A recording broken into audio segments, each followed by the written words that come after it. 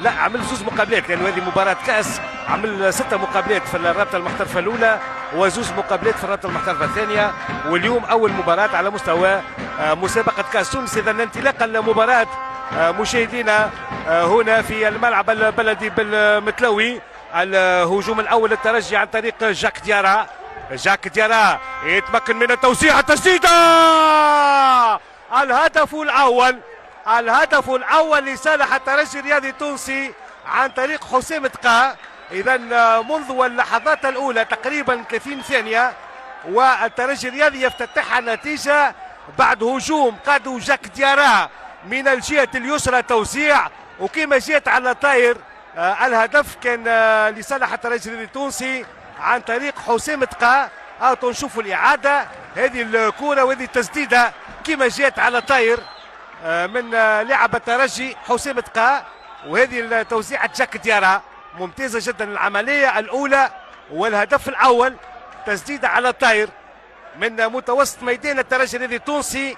التقدم منذ 30 ثانية كيف الدور السادس عشر، وقتها التعادل 2-2 وبركلات الترجيح 3-1 للنجم الرياضي بالمتلوي. أبرز النتائج اللي حققها نجم المناجم في مسابقة كأس تونس. الكرة من شهاب الجبالي لجاك ديارا، ممتاز، يتعدى ديارا، خطير، يخرج كرة. الهدف الثاني عن طريق أشرف الجبري، والتوقيت هو 13 دقيقة لعب في الشوط الثاني، يعني دقيقة 58 بنفس الخطورة وبنفس السرعة وبنفس الفنيات. جاك ديارا ممتاز جدا في الرواق الأيسر، تعدى بالكرة وخرج كرة في طبق لأشرف الجبري كنت نتحدث عليه، سحب 2 أهداف في لقاء الكأس الماضي في الدور السادس عشر. شوفوا السبرينت اللي عملها جاك ديارا ممتاز جدا قبل ما تخرج الكرة على الخط النهائي للميدان، يتمكن باش يعطي الاسيست ممتازة جدا. وأشرف الجبري يكمل الكرة في الشباك ويعلن عن الهدف الثاني في دقيقة 13 في الشوط الثاني. ياخذ الكرة، هجمة سريعة للترجي التونسي. فلوريان دانو في أول لمس للكرة، دانو يلعب مع هيثم ثو، يلعب الكرة لشهاب جبالي. كسيل بوعالية، جبالي بوعالية في ال 18.